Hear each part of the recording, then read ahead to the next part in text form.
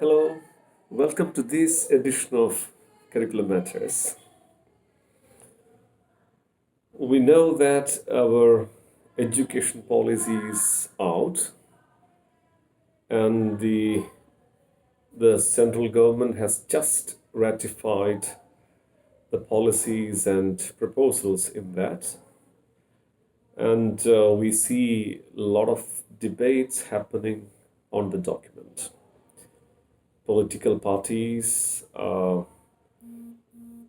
visual media, social media, teachers' organization, students' organizations, all the people are looking at this document in a very serious manner. In a way, I think this is a good sign. Unlike the past, people are showing interest in documents that are related to education. That's a positive sign. We must agree that. But one thing I noted with these debates is that most of the time these debates are very polarized. It's completely pro something or it's anti something. So it's slightly, imbalanced or slightly not neutral. So I'm planning to look at it in a little more academic format. You know that education policy is a very comprehensive document. No videos can comprehensively, look at the diverse proposals mentioned in the document. So in this video, I'll be just looking at the language proposal or the policy related to languages. Uh, you are already familiar with the debates available on that, and recently that a debate has gone slightly sensational and controversial, especially in the context of the Tamil Nadu government, protesting the three language formula very vehemently. So it's becoming very heated these days. But I'm not looking at that. I'm looking more on the proposal of the suggesting mother tongue as the mode of transaction of the early education. Now, if you look at the document, we have some clear rationale on these policies. I think number one, in terms of the research findings in language acquisition and early child development, we have some interesting findings supporting this argument. In the context of early education, it's really useful if the teachers are using mother tongue for transacting ideas with the children. The cognitive benefit or the emotional benefit of using mother tongue is really substantiated in these first group of argument. Number two is the pedagogic side of mother tongue integration. You know that if the language is mother tongue, I think both the parents can easily engage in the learning teaching process within the home. So that's interesting as a pedagogic apparatus. More than that, if you look at the outcomes or if you look at the performance level of children, it said that the child's performance is better when the transaction is made in their mother tongue. And you know that many findings on that. Children can learn languages very easily. You remember the image of sponge, sponge absorbing water. So children absorbs language just as a sponge absorbs water. And more than that, if you look at the idea of affective filters or ego, I think children are less egotistic or less, their filters are not that strong. So they learn language better and faster. So that's the second argumentations that the document is providing. Third argument is the argument of decolonization. And we know that if you look at the document seriously, that current is always there, the current of decolonizing India, the decolonizing education is really focused. If you look at the Bharat focus or India focused knowledge, if you look at the focus on Sanskrit, you find these impulse for decolonization is very much visible in this document, and that's why the document talks about the strength of our languages, the richness of our languages, or the scientific aspect of our languages, or the expressiveness of Indian languages. So it's more expressive than they say many other languages, and so that's the language side of it. Along with that, we also look at the kind of arguments made against in this document. That's also part of the decolonizing attitude. That English is creating an unnecessary power structure, and it eliminates a lot of brilliant students in terms of the language. A lot of marginalization is happening.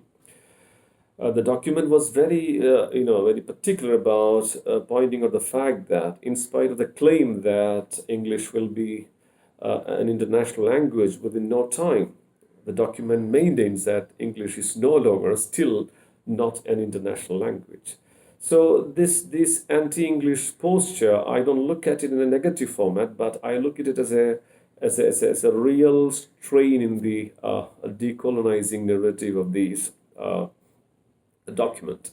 So these are the three major arguments that this document is making in favor of the mother tongue as as a tool for transaction in the early education. Just let me recollect those points once again. Number one, the research findings based approach. Number two, pedagogy focused approach, and finally the decolonizing impulse within the document. So all these, in a way, support the argument for mother tongue as the language of transaction in the early education. In spite of all these things, the document is also talking about the kind of care that we need to take, especially in the context of the minority languages within the mother tongue. You know that if you look at the Kerala context, you have Kannada speaking Malayalis or Tamil speaking Malayalis. So how do you engage these people in the context of stress on mother tongue? So that's a concern. Number two, the concern related with the lack of quality materials in mother tongue, especially in the science subjects. So the document is also talking about some of the concerns while projecting mother tongue as the sole medium of instruction at this early point of child's life. So these are the first segment of my presentation. Now I'm planning to look at some of the concerns with regard to the ideas presented in this document. Now let's be academic. Let's be a little bit academic or critical about some of the proposals. Number one, if you look at the documents over these years, I think even from the first document, you find this a stress on mother tongue. If you look at the first educational document, you find this stress on that. And over these years, if you look at the NCF 2005, you also find the same concern for the mother tongue. But unfortunately, in spite of all these theoretical stress on, in a first tongue or mother tongue, we do not find any serious political will or motive to make it a serious concern of the nation.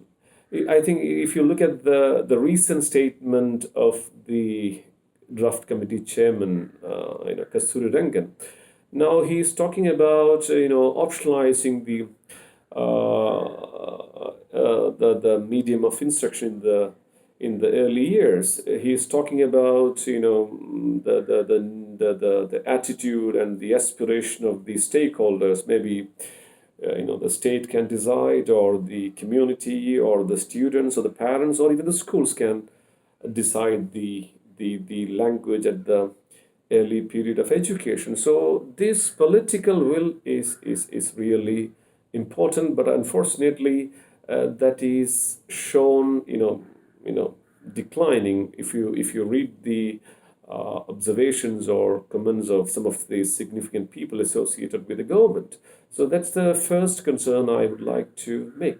Number two is that I think we need to be moving beyond this binary of mother tongue or foreign language, foreign tongue, right? We know that a classroom or a school is a learning space or a learning center, right? I think where our concern is whether the child is learning or not. You know, if the child is learning, I think that's the end of it. You can use, if you want, you can use English, or if you want, you can use mother tongue. You can use your other language dimensions, maybe your gestural languages. You can even use the language of the playground. So the question is not whether using mother tongue or other tongue. The question is whether the child is meaningfully, processing information, meaningfully, understanding the concepts presented in the classroom. So that's the second point. And thirdly, with regard to, you talk of these mother tongue or other tongue binary. I think it's a binary constructed by the press. We need to go beyond these soft binaries which media is constructing all the time, especially if we look at educational issues. That I think beyond this debate of binarization, we need to look at how we should look at language. I think more than these binaries, we should know what is the strategies for implementing language, whether it is literature focus, whether it is language focus. Over these years, we have been focusing on literature as a significant tool for transacting languages for the students. So how much that perspective is going to be working, or should we go for more communicative based, more language focused, more experiential oriented focus? I think these kind of complex debates are also important when we talk about implementing mother tongue at this stage. And finally, the point is regarding the decolonization. It's a very, very, very subtle category. We need to be very conscious about using this very, very nuanced conception called decolonize. I remember when I was doing my program in CIE, we were very familiar with the article written by Googie. It was, the abolition of English departments. So we were really excited about that. Though we were learning English, we were also conscious about the kind of political and ideological nuances of the English language. So that I still remember. But I think here, in the context of internationalization, in the context of a global terrain where English is really needed, if you look at the current level of our students in terms of the proficiency in English language, I think we need to have a serious second look at this whole idea of decolonize. I would say, I think I would prefer de-eliticization better than decolonization, because once everybody gets this language, once this language is taken out of this campus, and once it is taken to the market or wherever people work or spend their time, I think the whole notion of eliticization is the whole notion of decolonization is addressed by means of de-eliticizing a language. So I think these are some of the concern I would like to emphasize with regard to the language policy as represented in the National Education Policy 2020. So thank you very much for watching this. Thank you. Take care. Bye.